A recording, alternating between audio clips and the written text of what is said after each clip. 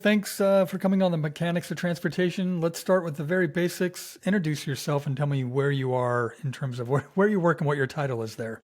Cool. I'm Elizabeth Greenwell. I'm data analyst at Plan RBA. Great. How long have you been a data analyst? Um, for about 3 years at Plan RBA, I started there right after grad school, which I did at University of Louisville. Wow. What is it about data that you find exciting that most people either find confusing, I guess, or like me, I'm not great with numbers. So what is it about data? I love data, but putting it Yeah. together seems very difficult. What is it about data that you like? Well, I think it's like necessary now, right? When you want to tell a story or want to present people with the facts, data is so like a part of that now. Really, my passion with it lies in map making. I love maps so much. I think they're beautiful, and getting data into them, visual storytelling is really cool. Yeah. What kind of maps? I mean, I'm a huge map fan, but I love maps from, a long time ago and, you know, school maps of British, the UK and things like that. So Yeah. what is it like? What kind of maps were you talking about? I mean, all kinds, really. I think topo maps are cool. I love like subway maps of different cities.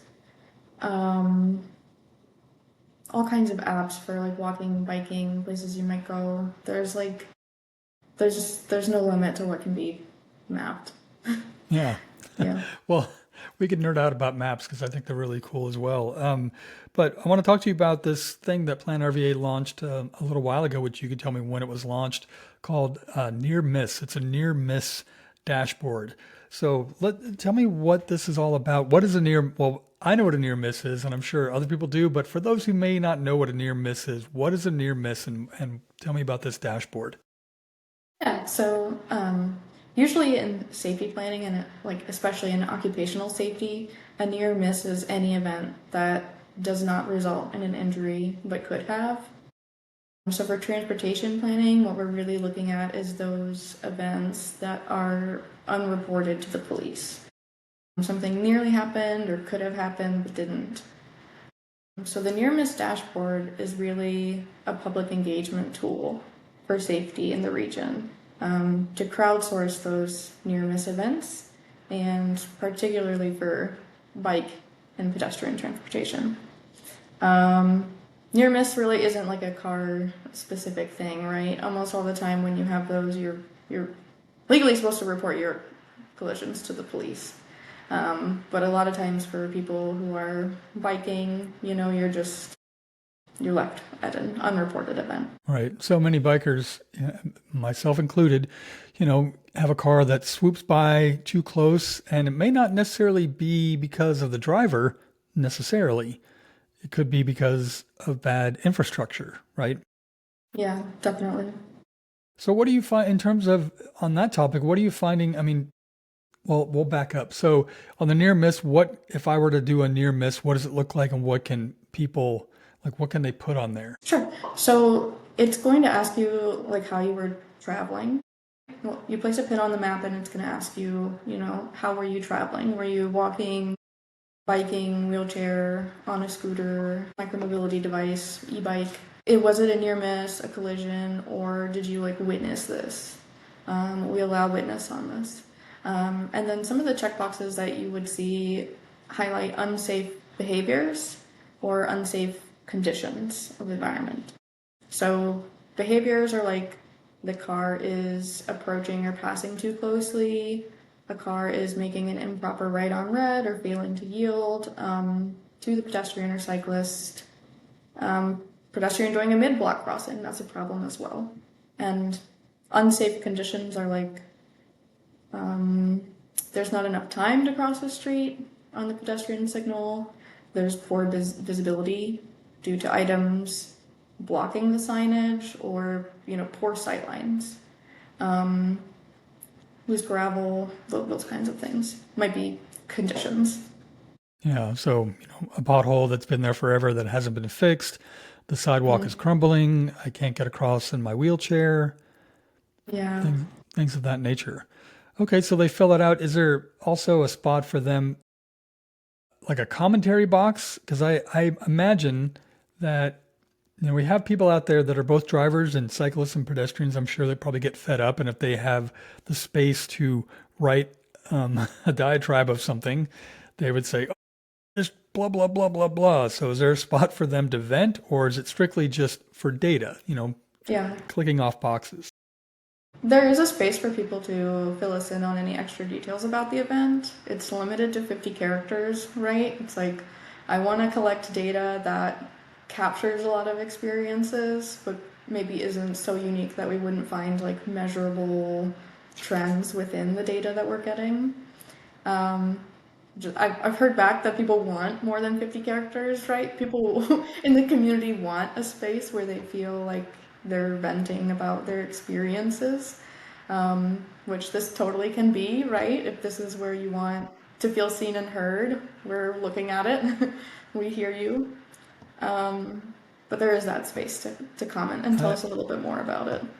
I imagine that would be more like a Facebook post of Yeah. like a news outlet says, "Oh, this accident happened here," and go and look at the comments anytime, and half the people are like, "Oh, it's been like this forever," or "Oh, the city needs to do this," and "What about the water issue?" And anyways, which seems to be a thread. So with that data, okay, so you take that data, 50 characters, and then what happens to that data? Right now, it's is being stored, right? We're holding on to it. We're not at like a threshold of input where we want to start doing an analysis. I'd like a lot more data within it and a lot more community engagement and sharing it with the community. A major thing that we want to come out of it is take the data and provide our localities with information from the dashboard in a short report that would give them some hotspots of activity, maybe some like analysis about what types of events are going on. Do they happen at crossings or what speeds are posted? And those comment responses. But the data is accessible. It's going to remain accessible by API for anyone who wants to access it for their own research or knowledge, or if they want to read it. Yeah. And then with that, and I have to also explain for people that might be listening to this from anywhere, we're talking about the Richmond, Virginia region. So the localities, I think, are the 9 localities that are part of the Central Virginia Transportation Authority, or just Richmond, Henrico, Chesterfield, Hanover, like those, that kind of circle. Is that Yeah, we're talking accurate? about the full 9 localities, um, right? So even our rural localities in the Plan RVA planning district. There's no real like limitations to the map, right? But these are the localities that we're going to provide Right. information back to. We're beholden to Because them. because just to let people know, you're with Plan RVA, which is shorthand for Richmond, Virginia. And other people could look up, there's a street mapping app or thing that people could also look at if they're elsewhere, I'm assuming, to find any near miss. Like, I guess a locality has to do it on their own, but I'm sure people could try to find their own kind of near miss or start their own near miss dashboard. You could find one or you could start one. Um, the largest one and probably the most popular one that exists is bikemaps.org. Um, that came out of researchers from Vancouver, and it has multiple tabs to its survey. So they even have people report like bike theft and theft events. But it's a really beautiful example, and they have a Strava-based map. But there's just not every city has a lot of data input to it for that. It's really just major cities. Right. Gotcha. So with the data, you're going to present it to localities and they could use it. Do they, well, let me think. So do you guys also go out? So say you find a certain area, like this intersection keeps getting pinged, pinged, pinged. Do you at Plan RVA go out there and say, hey, let's take a look? And then you could actually, get some really solid data reporting for that particular region?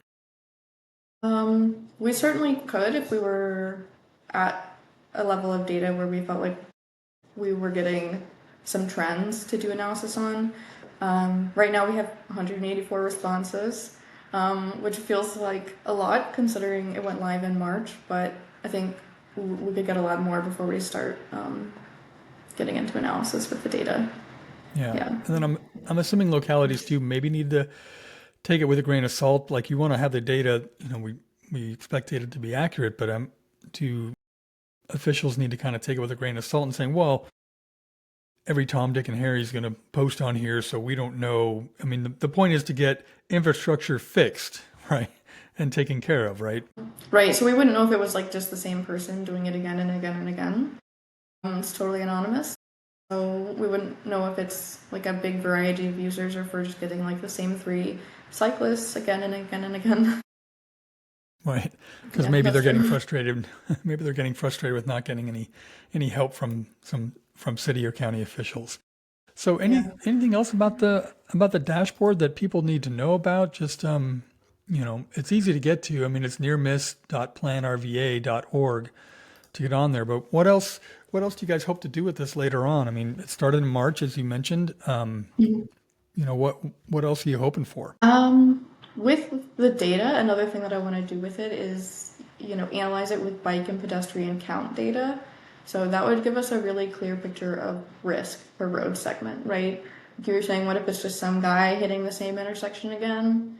Um, if that street had bike counts on it, like bike walk RVA does great bike counts per roadway, we would be able to say, well, there's like 200 cyclists on this road and like three near misses. So the level of risk there is a kind of a low risk area versus, oh, there's 20 people biking on this roadway and there's like 10 near misses. That is, a riskier area. So that lets us analyze and see differences. That's not just based on the bike level of service or the count of people there, but really the risk. And that also helps us understand like the perception of cycling safety that's going on.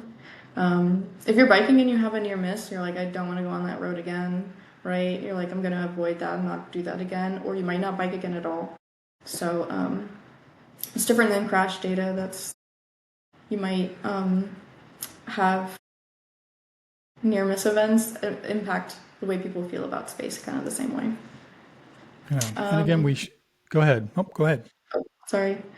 The other thing going on with the, the website now is we're expanding our data storage, right? So that we can start accumulating like multiple years worth of data as it grows.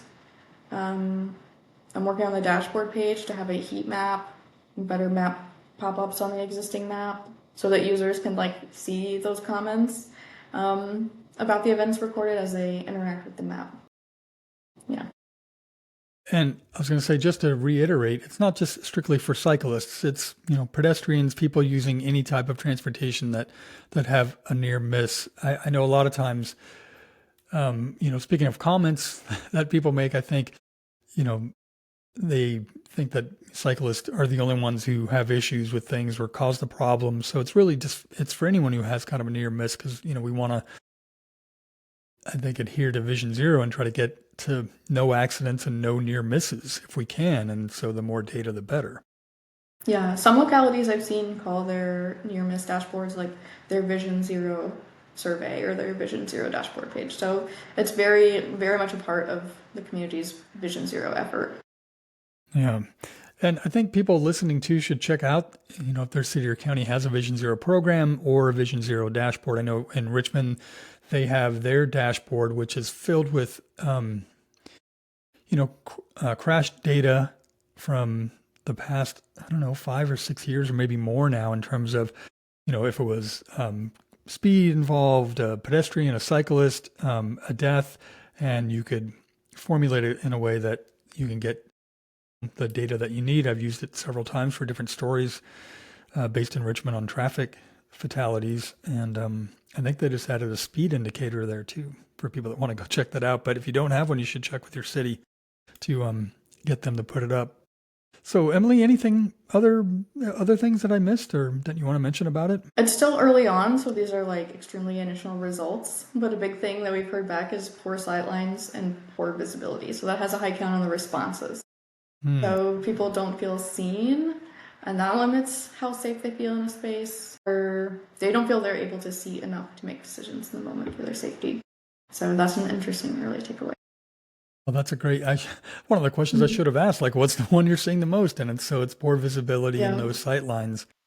Mhm. That's that's pretty telling. I know again in the city of Richmond they're working on that by building some bump outs, curb Yeah. extension bump outs to help with that. And just to go back to some comments, I think there was a recent article in one of the TV news things, and they mentioned the ones that are going in Carytown or on Cary, and the comments are just insane of people like, "Oh, does this slow down the traffic?" And "Oh, Yeah. another waste of money. It's going to be a weed collector." And I'm just like, they give the pedestrians less space to cover, when they're crossing. They prevent people from parking, blocking the sight lines.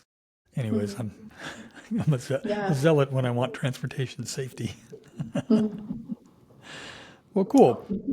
All right. No, I think that's Um, very awesome. We're seeing those in our community. yeah.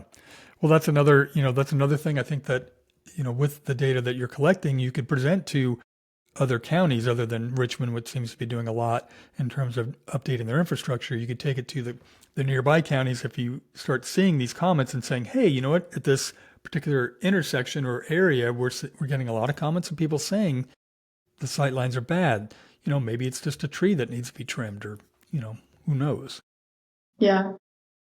But you'd have to have that experience, right? So we want to capture that Yeah, by pedestrian experience. Yeah. cool. Well, that's all I have. I really appreciate you talking to me today on the mechanics of transportation. Okay. Thank you.